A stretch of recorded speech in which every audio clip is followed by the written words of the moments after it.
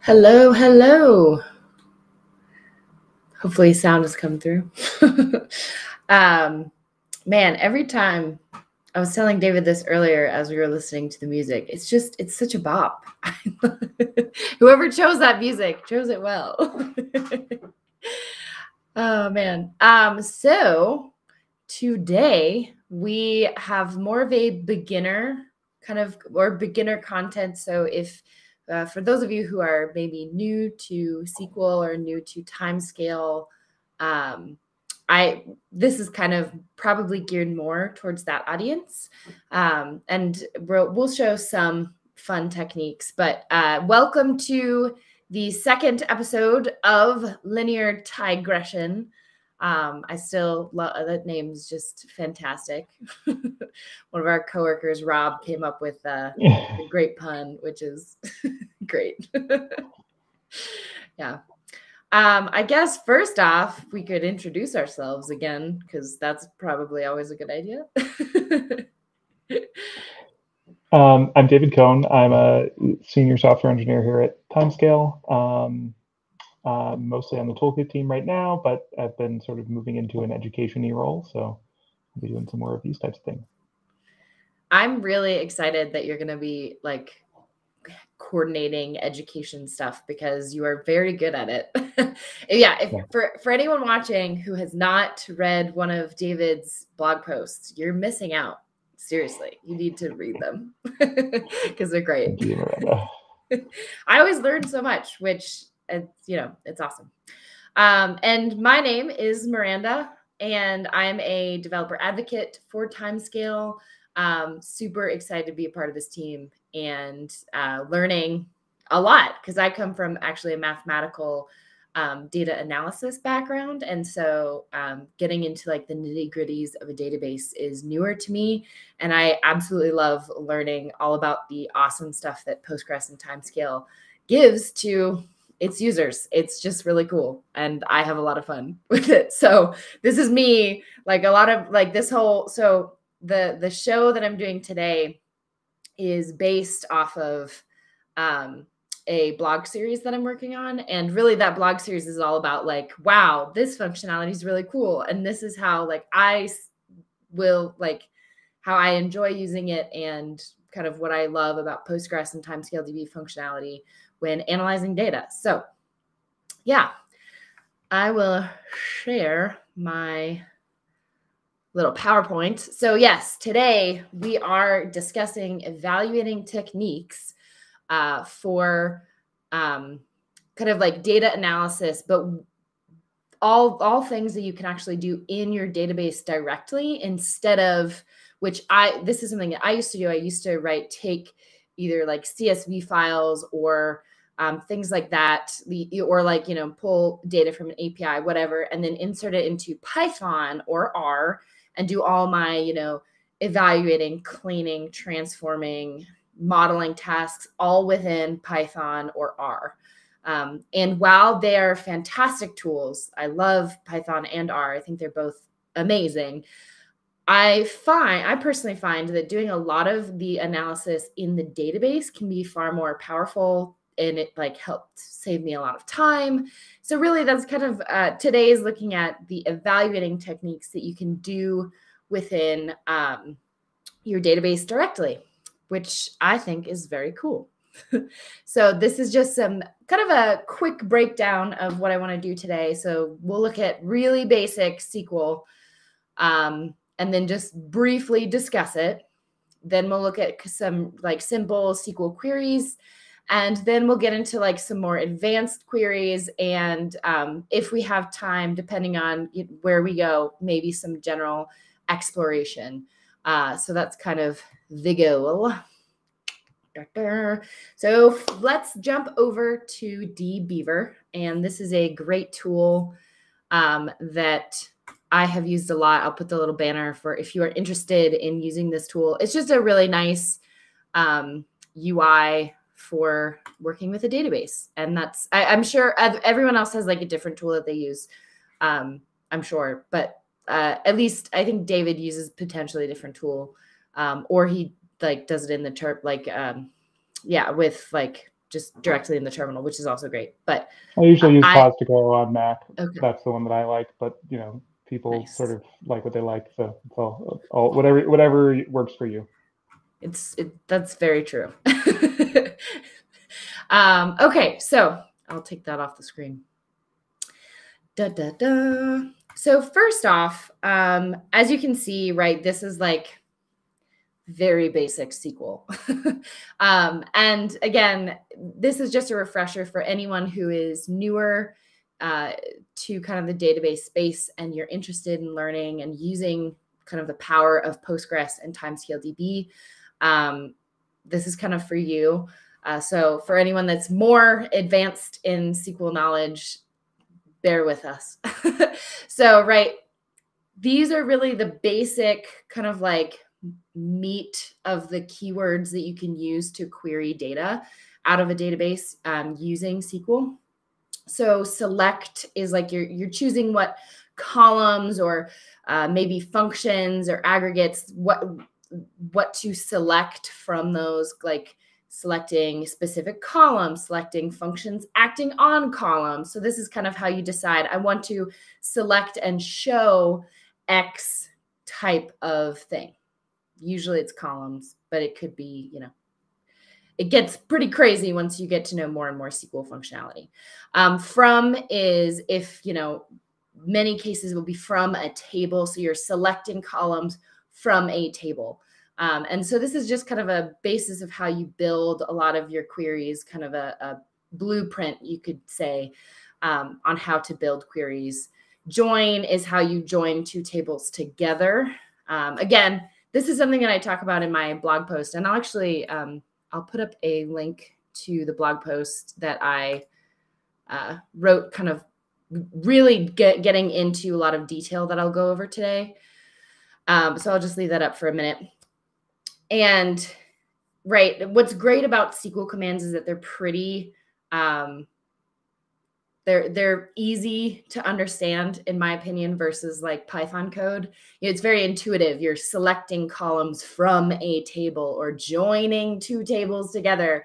I just love how intuitive SQL is. And I think it's a great first language if you're also just like looking into using, like getting into the language, like programming space in general. SQL is just a great starting place, I think.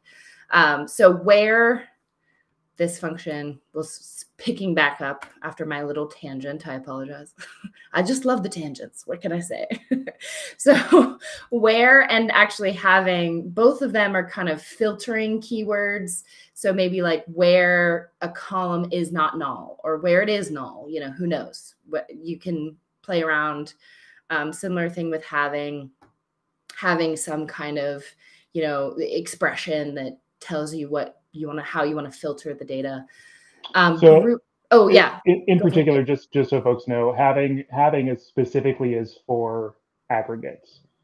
So that's where you have to use having, because it's evaluated sort of after where and after the group by. So that's just the thing that you might want to know about the difference between those two. Thank you for that.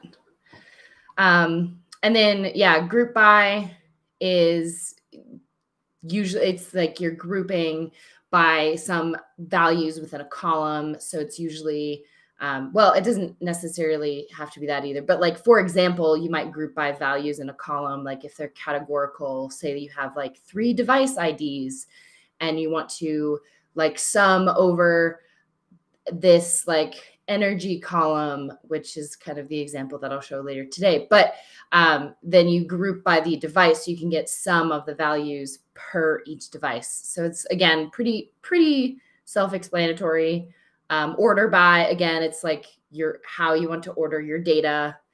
So it's like descending or ascending kind of stuff. And then limit gives you freedom of like how many rows of data you would like to see in kind of the output of your query.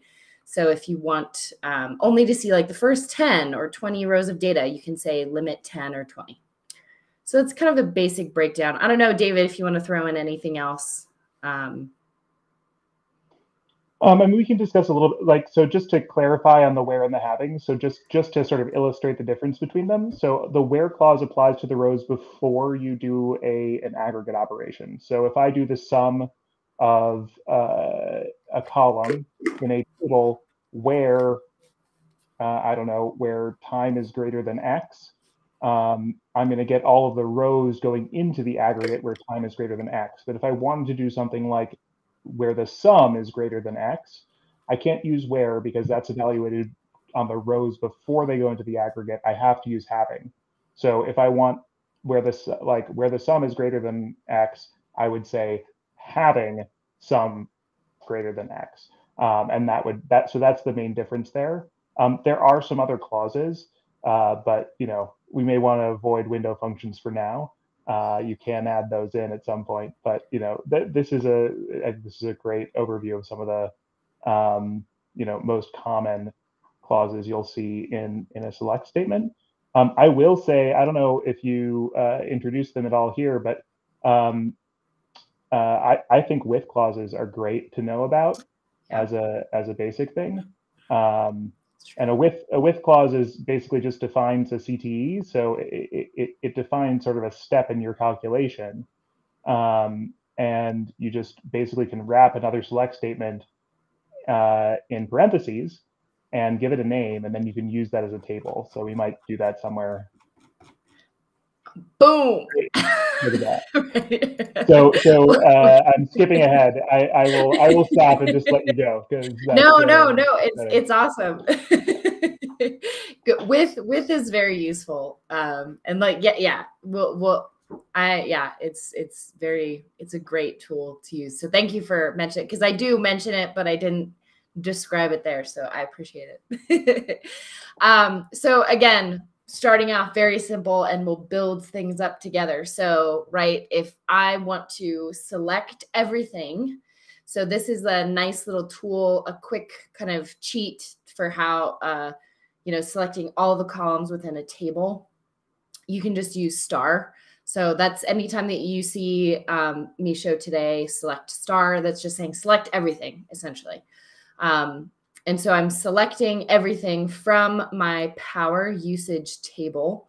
And by the way, I'll run this. When you say everything here, just to clarify, that she means all columns, yes, not everything. The limit here is limiting the rows. So the star there is saying all columns, but you can still limit the rows. Yeah, thank you. Yeah. So if I run this, I have, I can see that I have 4 columns in this table. And if you notice, I'm cutting off at 20 rows of data. So just like David said, all columns, but I'm using this limit to just say, I just need the first 20 rows to just get a feel for my data, right? Because all the queries that I'm going to show today, right? It's basically how you want to get to know your data. So in data analysis, this is probably one of the first things that I would do is evaluate my data, get to know my data. And often, when I want to get to know my tables, I just like to grab, first 20 rows just to see, okay, what's the structure of the table? What kind of columns are we working with? What does the data look like in these columns? Just to get like a sneak peek. And for reference, I realize I still have this up, sorry. The data that we're looking at today is from this awesome Kaggle data set that someone shared. So you can take a screenshot of that. And so that's where I got this data from, is just from Kaggle. So I'll go ahead and move that, hopefully. If you need to know where that is, it's also in that the same data set that I use in my blog post. So I know, okay, my power usage table, and it has 4 columns, and kind of some background on this data is that it's a IoT data set. So it's energy usage data from a residential home. So it's kind of the background of this data, how it was, recorded. So it's from a sensor. And as you can see, when I run my first query, I see, okay, we're incrementing by at an hour. So it's like increasing. So it's taking energy readings every single hour. So you can see that. So this value, kWh, is the kilowatt hours that are being used over that hour. And then we have a day of the week, which tells us, which day of the week that we're looking at. And then notes on whether it was a weekday or a weekend. And there are some other ones other options for notes that we'll see. And I'll show you in further queries kind of how you can look at all the possible options for kind of categorical columns, which is what I would say these notes and day of the week are, right? It's probably a smaller or like, a limited set of values that are being entered. Unless the notes are really detailed, then you could have, each day has specific notes. But it appears, right, kind of off the bat in this sneak peek, I can make a guess. I'm going to make a guesstimate that like, oh, this is probably some kind of categorical column. And there are ways that we can actually check that. And the same is true for this weather table, which is another table that comes with the Kaggle set. So it has the energy usage data, but then we also are given weather data. And so as you can see, it's a per day weather reading, and we have the day, I'm not sure what this day column is. I'll have to double check that on the Kaggle. We have like the max temperature, the average temperature, the minimum temperature, all the way to like humidity and all this cool stuff. And then we have day of the week, which is telling us again, which day of the week are we looking at? And you can kind of also immediately make a note, right? It appears that this day of the week column would be related to my other day of the week column. So if I run this query again, right, we have a day of the week column in this table as well. So that might be, kind of, if I see that when I'm looking at data for the first time and I'm getting to know it, I'm like, okay, I might be able to use that. I might be able to, connect that clearly, right? By the date, we can connect the two columns, but just like, good notes as you're getting to know the data. And so that's why I like the limit, because, I just want a snapshot. Yeah. So then now I might be asking, right, I see these different columns, but what maybe are the possible values in it? So like day of the week, it appears categorical, right? I'm guessing it's day of the week is in, 0 is maybe Monday or 0 is Sunday or something, all the way to like 6, which could represent, Saturday or, whatever. So I'm guessing it's like 0 to 6 or 1 to 7 for day of the week. But, right, how do I know that? How do I check that? So this is where distinct. So that's another very useful clause or keyword. I'm not sure. We discussed like how best to call these different words. David, do you I don't know, do you have an opinion on which word to use? I mean, I think a select distinct is actually making a different kind of select statement. I'd probably call it a keyword in this case. So, yeah. Okay. So yeah, and as you can imagine, another big benefit of SQL is that it's pretty intuitive. So select distinct, you could probably make a guess, right? It selects like the distinct type of values, the unique values, you might, say. So if I were to select the distinct day of the week, which is this column from our power usage table, which is this table, okay? And I decide to order by the day of the week. So that's another one. I'm using that order by clause that we talked about before. So I want to order by the day of the week values and ascending. So I want it to go from low to high. So if I run this, we see, okay, day of the week, the distinct values that exist in the day of the week column are 0 through 6. So now I know that.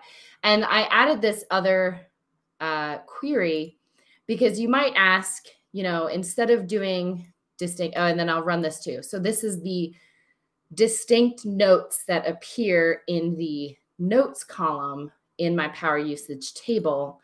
So I see that there are 4 different potential note values. So we have the data appears to have been recorded over COVID lockdown, right? And then we have, so it notes, you know, where that happened. We have notes on when a vacation occurred, and then weekday and a weekend.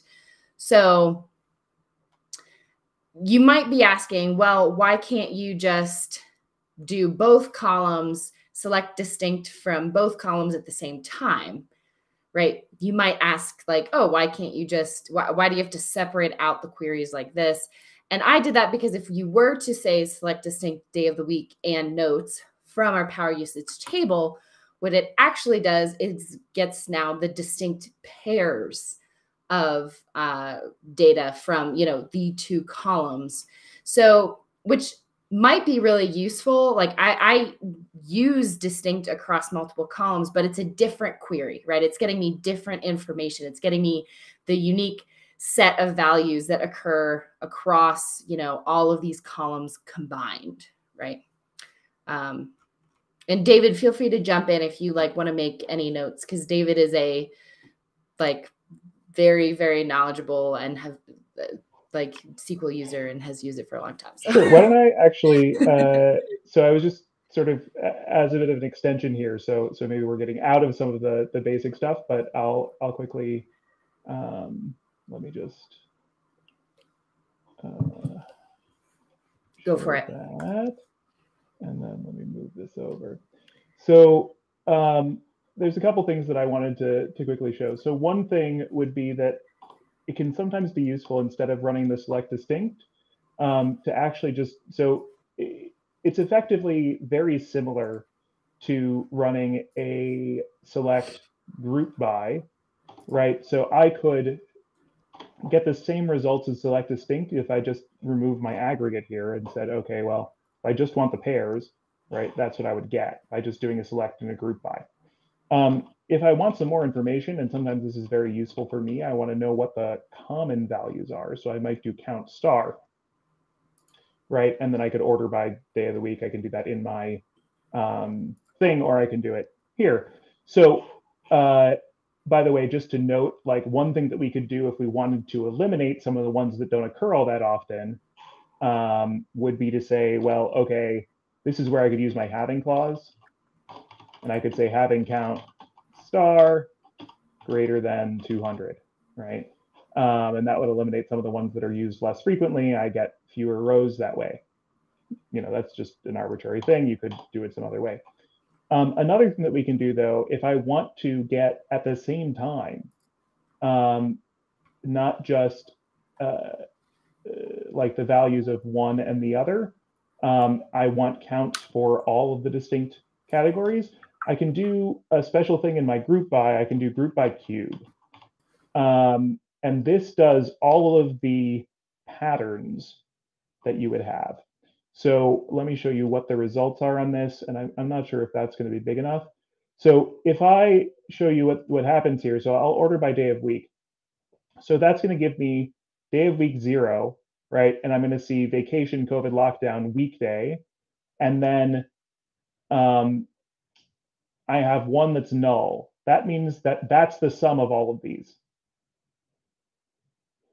So that's the overall value essentially for the count. So that's the overall where day of week is 0.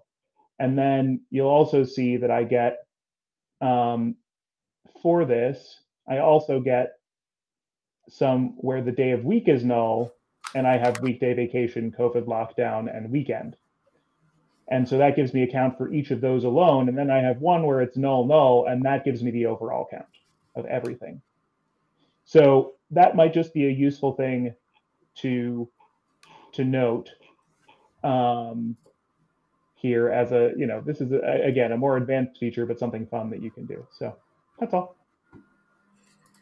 No, I love it. Thank you for jumping in. It's because like I feel like there's so many things that you can do with SQL code, and it's just like awesome. I don't know, to see all the different ways that you can approach problems, or I don't know, I think it's awesome. So thank you. Sorry, I'm just, there it is. Okay, there's so many windows on my screen. I was like, lost my window. I think you have to switch back to your sharing. Yeah. Okay.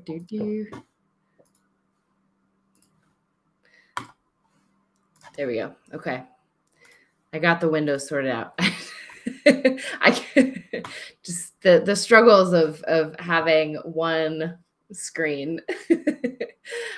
So that's kind of like distinct. And then I have values for our weather table as well. And I remembered, right, day is actually just the day of the month that it is. So, right, if we see here, it's the 1st of, wow, okay. What is that? June. It's the 1st of June. Dates, oof. So 1/6/2016. So this is referring to the 1st of June, 2nd of June. This is the 2nd of July. And so that's why you go backwards for most Americans on your dates. Interesting. Yeah. Yeah, I guess I'm a weirdo in a lot of ways. So I'm just, switching things up, keep it interesting. But yeah, so if I run this select on the day, we see that it's distinct values of that day of the month. So there are 31 possibilities for that column, which makes sense, right? The most that we can get in a month is 31. And then select distinct day of the week. We see it's the same 0 to 6 in the weather column as well. So that kind of confirms like, oh, we might be able to, use that in some way. So next, lovely, select distinct. So now what about if you want to look at aggregates or, applying functions to columns? Well, what's awesome is that Postgres in particular, and TimescaleDB kind of builds off of that as well. But with Postgres, you have a huge range of functions that you can apply to columns. And so definitely check out the Postgres like documentation on the functions that you can apply. There's like text functions and numeric functions and all these different functions that you can apply on your columns.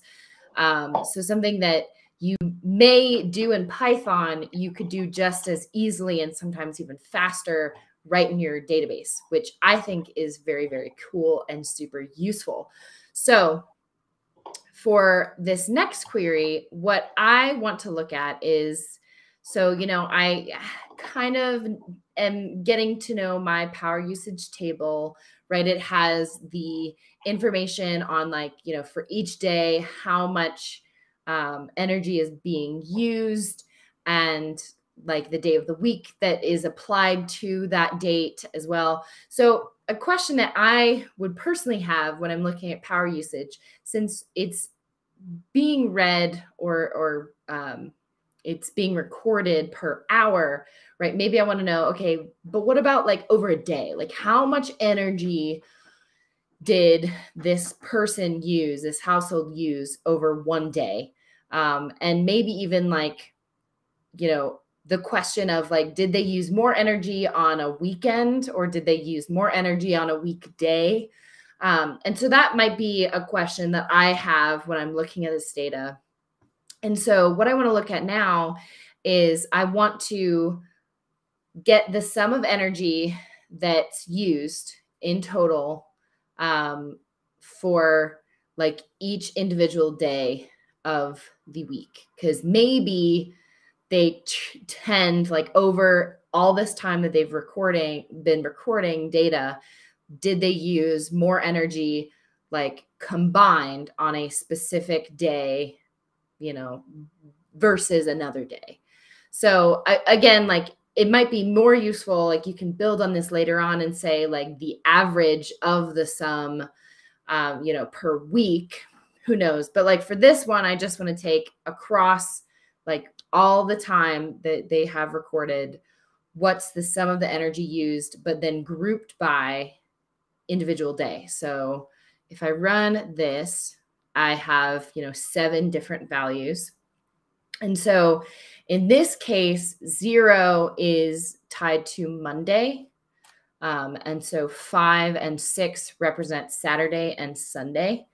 And so I would guess like, oh, okay, at least generally, especially before COVID, most people had to leave their houses to go to work. And so I would have guessed, like, oh, maybe during the week they use combined like less energy. And it looks like that might be something that I could look into, right? Like if I want to dive into this more and kind of analyze exactly how they're using their data based on a day, difference, I might have now a quick, just, this like really quick, I want to see, are there any basic trends? Like, oh, it looks like there could be a trend here. So it's kind of like, this is, I'm not going to answer any like important questions with this query because it is like across, all this data. It's like 2 years or whatever. But it gives me a thought. Like I see the total energy used on a Saturday and Sunday is more than on Monday through Friday. So that might be something that I want to look at in further detail as I kind of go into my analysis. Because, right, evaluation is all about just like getting quick ideas of like trends that are happening, things that I can look into, understanding the data, kind of like quickly, not necessarily diving into every little detail right now. So that's, again, the usefulness of sums I can apply, right? This is the column that I want to group by, and I want to do a sum on the energy column. And then I just need to specify that I'm grouping by the day of the week column, so that because we're using the aggregate and because, right, I want to group all the summed data by the day of the week.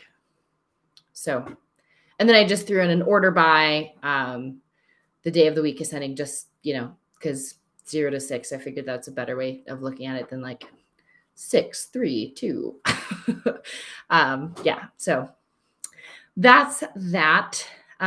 So then next, I wanted to get into showing you all just some like basic TimescaleDB functions and how you can kind of like integrate them in. So, right, I talked about, the importance of, at least for me, like I want to know the sum. Oh, yeah, sorry, yeah, go for it. Just a quick thing, just to note also. So I just wanted to, if you want to put my screen back up quickly. I just wanted to note one thing, which is that I often wouldn't store day of week as a column because it's completely derivable from the start date data. And so you could use something like extract DOW from start date to get the day of week there. So I wouldn't store that as an extra column. You can also usually define weekend, weekday, but you couldn't define COVID lockdown or vacation. And so if it were me, I would probably try not to store weekend versus weekday unless, some people have different weekend and weekdays. But instead, I would store something about whether it was COVID lockdown or something like that. So I don't know, that's my, if I were just thinking about the schema a little bit, I mean, this is data that we got from somewhere else, so we don't control that. So that's fine. But just notes for people to know for the future. And this also was just, I wrote a quick query to see whether the day of week was the same as our thing. And the answer is it's not. It turns out it looks like it's our day of week -1 is what it is. So that's fine. Just a thing to note, like it looks like if I order by this, right, like, oh, it wraps around. So there may be a different way of telling us, of getting the day of week there. That may be part of the reason that they did that is like, everything's just off by like one thing, which is a little bit weird. I'm not. I was surprised that 0 was Monday as well. I was like, oh, okay. But yeah, I mean, I guess that was the preference for this data set, which we all make decisions for different reasons. So no, that's a really great point, David, and that's actually something that I talk about in the blog post that I'll be releasing next week, which is cleaning, kind of a focus on cleaning data. And it's really, really awesome, the number of functions that Postgres gives you, and like for extracting different types of data or like playing around with columns. It's awesome. Like you can get so much information, just from a date. Like I don't know. I think that's a very cool way of doing it. So I appreciate you sharing that. Yeah. So kind of jumping into TimescaleDB functionality, and a function that we've really optimized for is our time bucket function. And so, I mentioned that like this day of the week query that we did, like it's, the sum of data across like this extended period of time, which like may or may not be very useful. But what is useful, I would think, is looking at the sum of energy that's consumed per day. I would think that that's a very useful way, like even for graphing, like having a graphical representation of how much energy is being used per day. Like that's just a really valuable thing. Because hourly data, it's cool, but it's very it's still pretty granular. I mean, not like super granular, but if I want to get like quick general trends, it might be more useful to say, oh, in this day, they used a lot more energy versus like the next day or whatever. So with the time bucket function, you can do this really easily. So the time bucket function is kind of set up like this. You call it time bucket. And then you specify the interval by which you want to bucket your data. So in this case, I want to get all the values, the sum, of my energy across one day. I could change that bucket to like 5 hours, 5 hourly data. I could, or maybe 12 hours, like a half day. Maybe I want to bucket the data, for every half day, how much energy is being used. Or I could do like, a week. Maybe you want to know just the data consumed in a week. So you can play around. You can use like all different types of interval values. And then I specify the column which I want to bucket on. So that's the, if we look at the power usage table, the start date is the timestamp column. And so I want to bucket that column. And then I specify the energy. I'm taking the sum of the energy data. And then it's going to be bucketed. So the sum per day.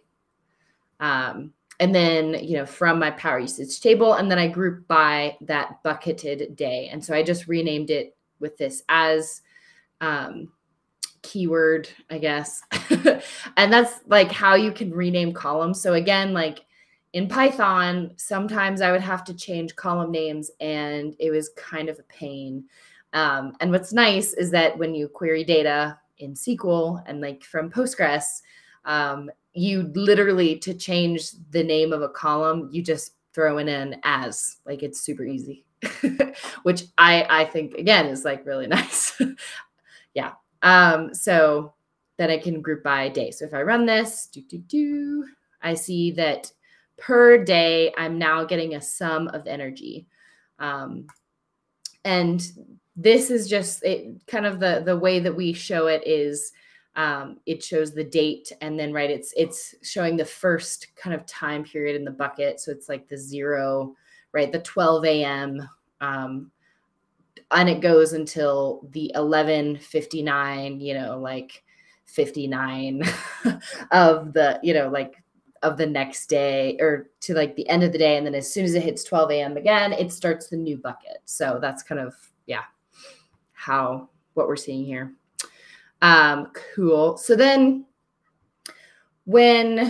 so I have like, the sum of energy used over a single day, but I would find it useful, like, okay, how is this data actually spread? Like, what's the spread of this data? Like, what's a normal sum of energy usage for a single day? Because like I look at this and I'm like, okay, like this is useful, but like we're kind of hopping around all over the place. Like this one day there was no energy used, and then this other day there was 38 kilowatt hours used. And like, what's normal? What's like the mean? What's the median? Like, percent, like what would be the 75th percentile, or maybe the first percentile? Like looking at the data, right, doesn't give me a ton of information. And so this is where we can actually throw in what David was talking about earlier. So that with statement, and that essentially can allow me to apply all these functions onto this table, this queried table that I created. So here, this right here, this query is exactly the same as what I ran here. So this table that I'm producing from this query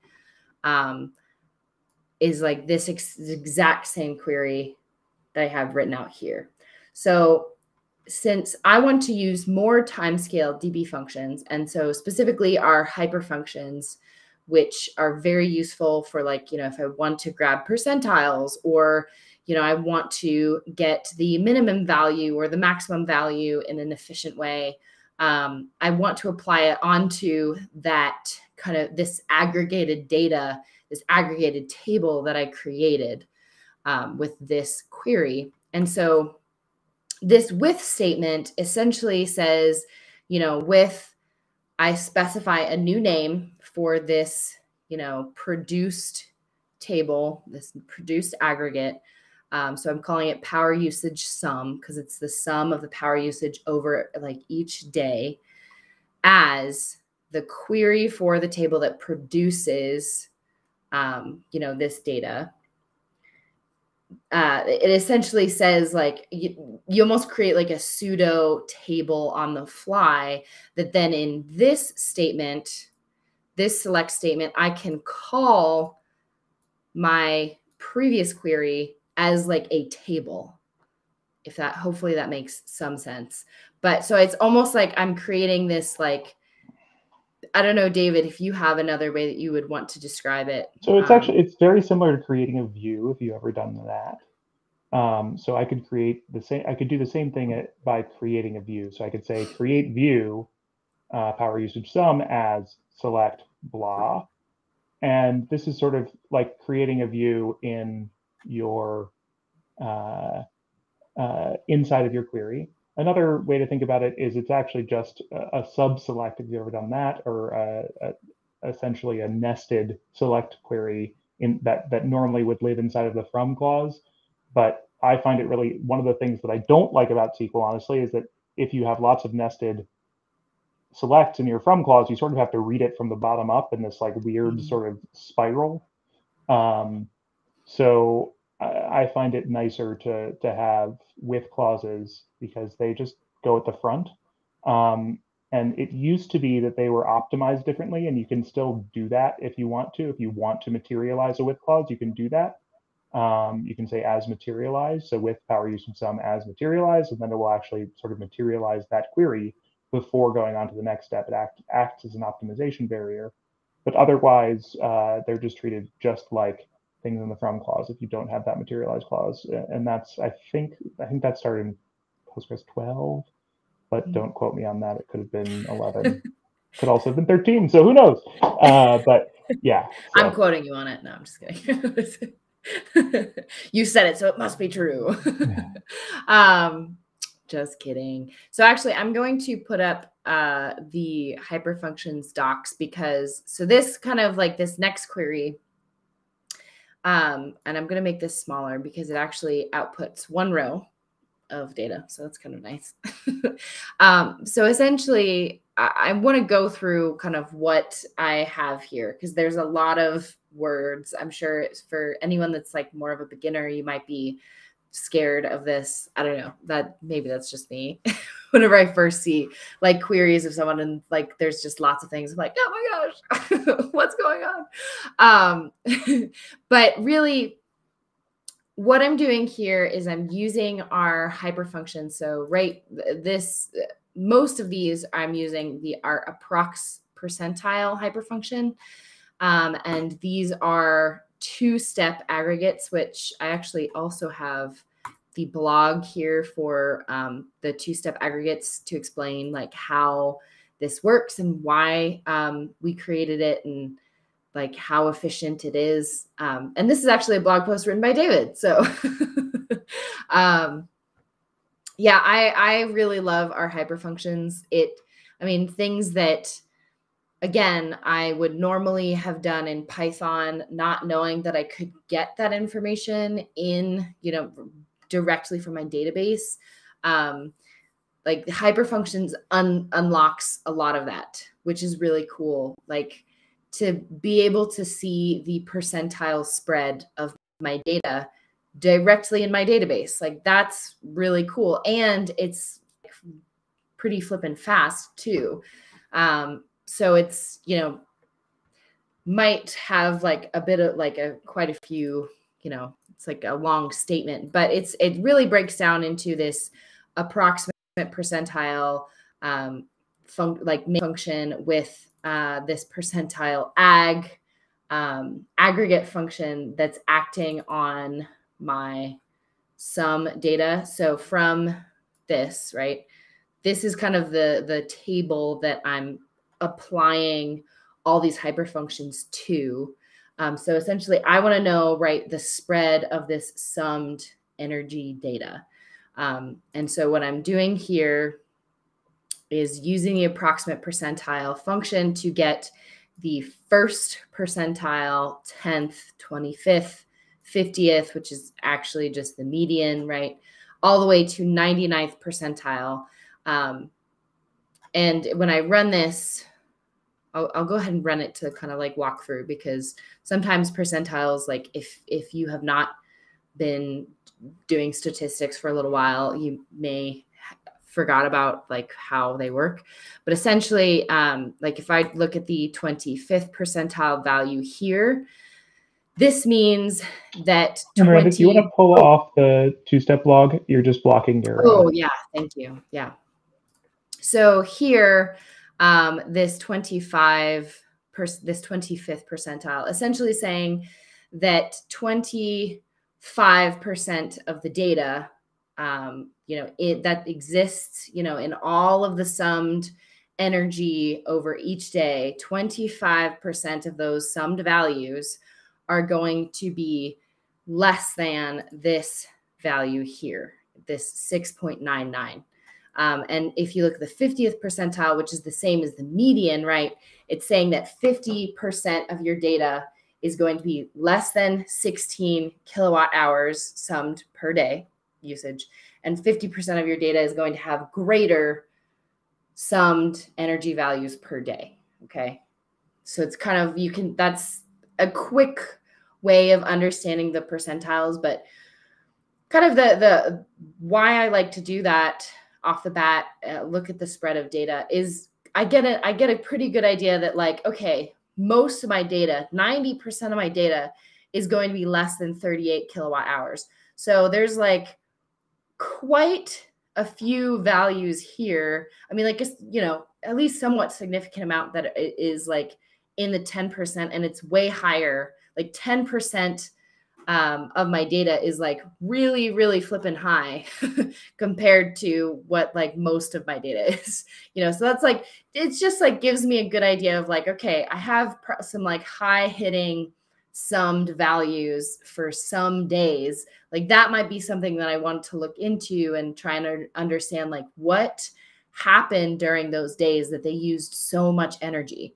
You know, like could it, like, is there something that, you know, this person could do to prevent using that much energy in the future? Or like, is there some phenomenon that like happened that caused them to use all this energy?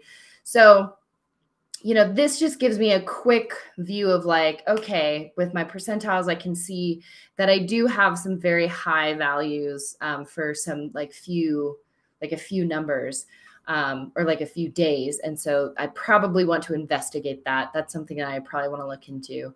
And then as we can see with our min value and max value functions, right, the minimum value is 0. So some either like for 1 or a couple days, we have no energy usage. So like maybe it was a power outage. I don't know. We can look into that. And then some days or one day they had 73 kilowatt hours used. So like that seems like a lot. It's higher than like 99% of the data is below 56 kilowatt hours per day. So for them to have 73 kilowatt hours like used over a single day, that seems really flippin' high. Like what the heck was happening there? That's at least kind of like what I would, you know, want to investigate maybe later on. Oh, David, do you have something? Okay. I'll jump in a sec. Yeah. Oh, okay. Okay. So then we have like the mean value and I mean, most it's average, mean, you know, can use either word.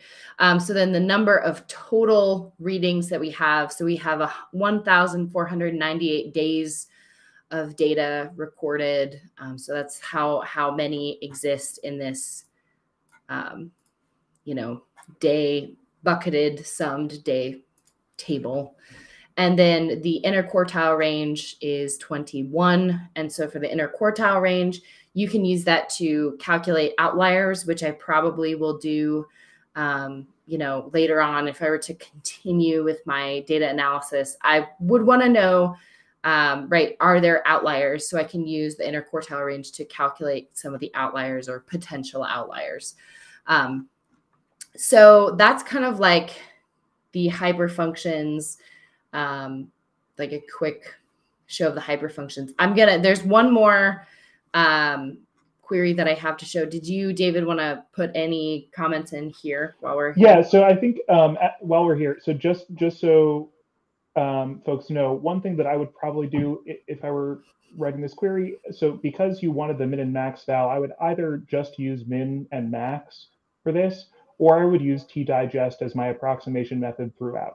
So I wouldn't calculate another percentile approximation just to get the min and max val. So one of the nice things about tdigest is that it does allow you to, so tdigest, sorry, I should clarify, that's another way to do an approximate percentile. So I could actually take this, and I don't know if you want to, but you could put in tdigest 100 in place of percentile ag there throughout, and it would get you a similar result. Now it's not going to be exactly the same. You're going to have to put the 100 there as well. Okay, yeah, that's right. In the first part. Yeah.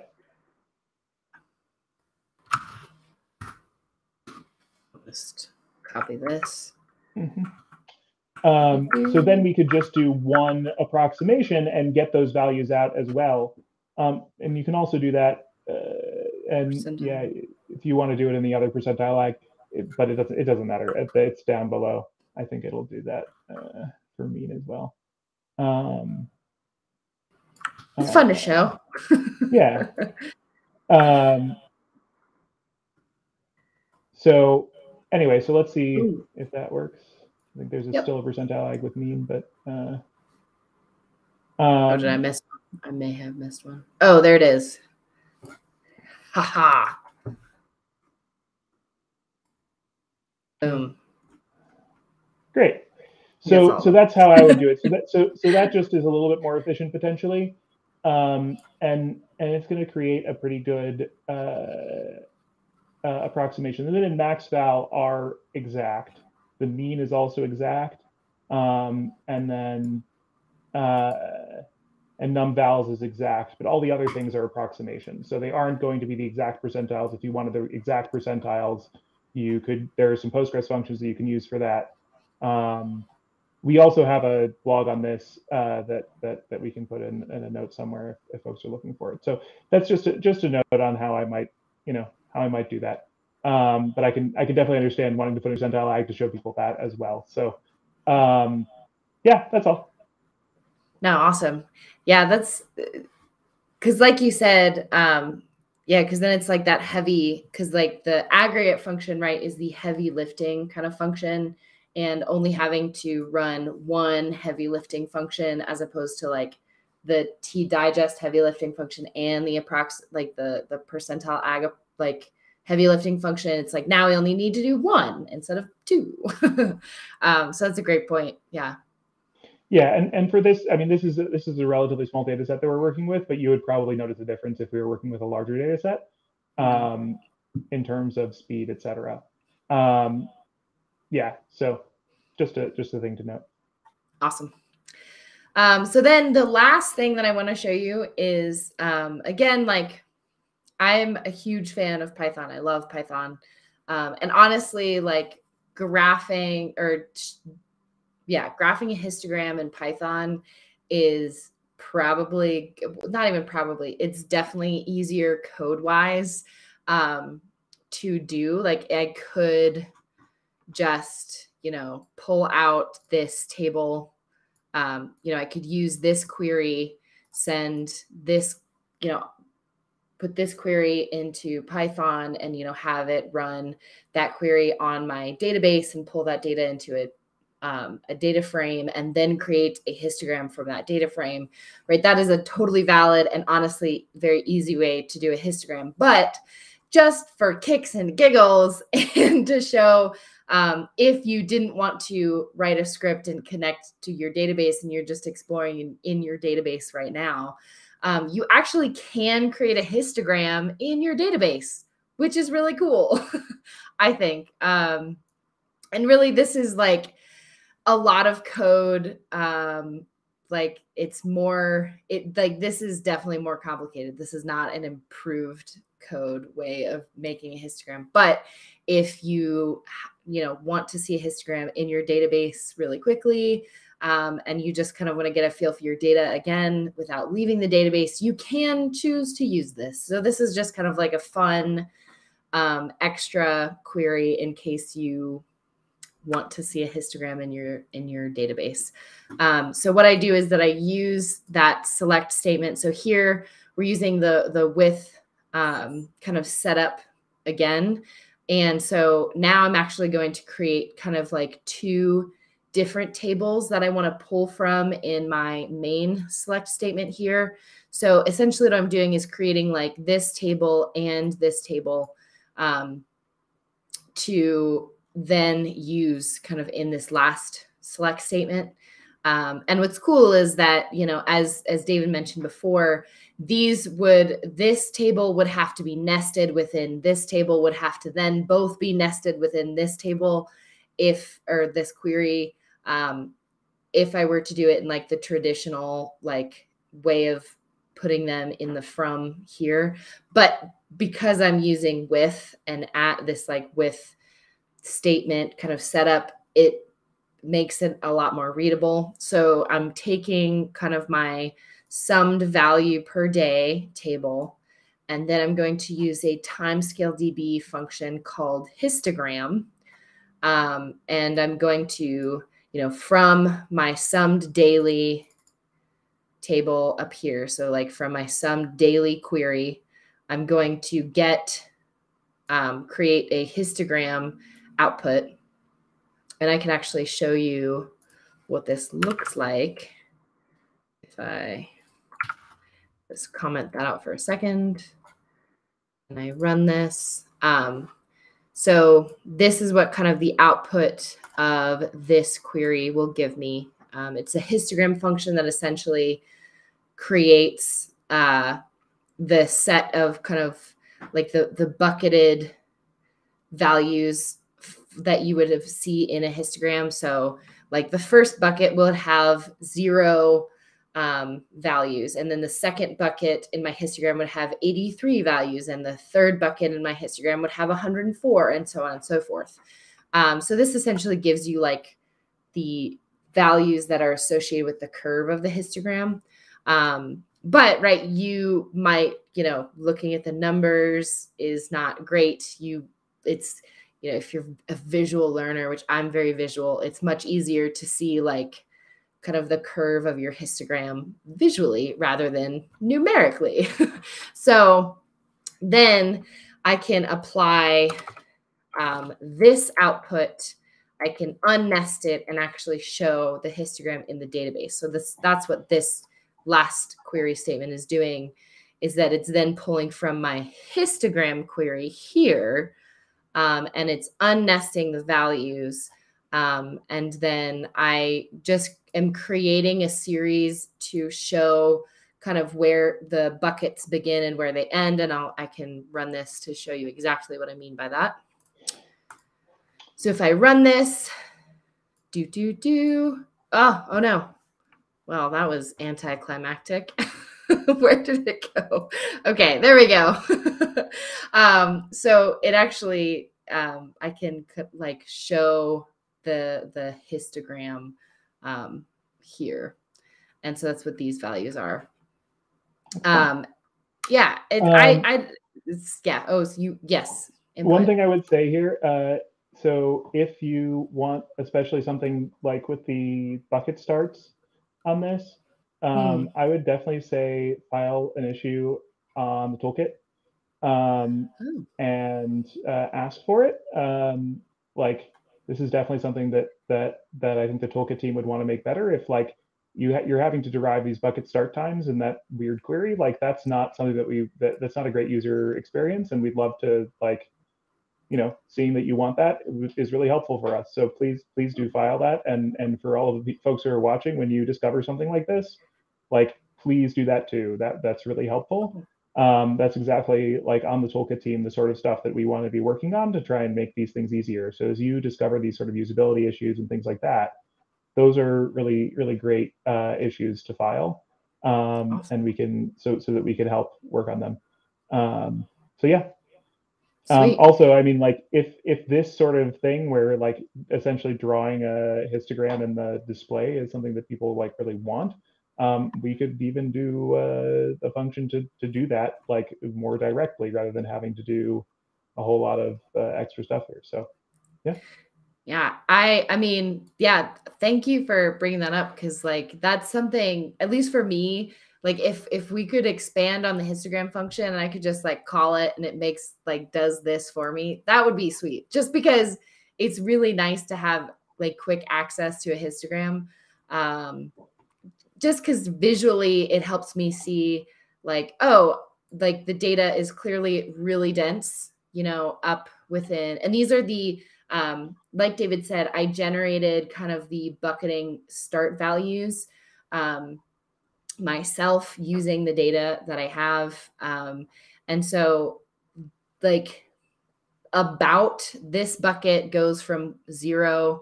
So the values the 83 values that are in this bucket are most likely like approximately going to be from 0 to 2.4, you know, 3 repeating like just before that. And so that's kind of like what I did here. Like here, right, this is the, like there are 4 values that exist between 58.4 to 60.83 repeating like right before that. And if this is too tall, right, this clearly we have like a lot of data that's really dense kind of right when in these rows that it's like, I could probably expand the table here and like, you know, do that. But one way that you could, that I kind of like went around that is I just divide the unnested histogram values by 3. So I just artificially make them shorter. So I still have the correct number of, you know, counts of values in this column, but now visually the buckets are the bucket heights, and in this way, right, it's the histogram kind of tilted over. But now I can see more clearly, okay, we have a clear, you know, arc here, and then possibly another arc here, and then, you know, it kind of tapers off.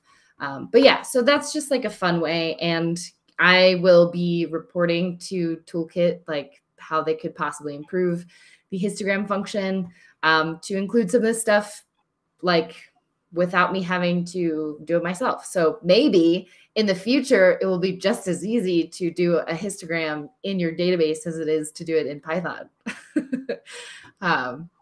So who knows? We'll see. Yeah, but that's just, yeah, some basic evaluating techniques that you can do directly within your database. And for me, often saves time since I can just explore right in my database and keep kind of like my blinders on, and I don't have to worry about multiple technologies and stuff. But yeah, so that's pretty much all I had. I think I definitely went over more time than I was expecting. So yeah. I don't know, David, if you have any last things that you would like to say, or. That was great, Miranda. Thank you so much. That's yeah, really helpful. Awesome. Yeah, that's all, folks. Thank you so much for joining us in our second Linear Tig regression show. And if there are any questions, feel free to ask any questions in the chat. Also in Slack, if you have any questions for me or David, like we love hearing from you guys, and yeah, hearing your thoughts and ideas and, you know, things like that. So I think let me look at the schedule. I think next week we do not have a show next Monday, but the week after that, we will be picking up with some more awesome content from David. So I believe that is the plan. So we won't be here next week, but the week after, more awesomeness. So awesome. Thanks for coming, guys. And yeah, we're happy to have you. And please do ask any questions you have on YouTube or Twitch or wherever that you're seeing this. If you have any further questions, we're happy to address them in future episodes. We didn't get any this time, but we're happy to keep doing that. So cool. Bye, everyone. Have a good day.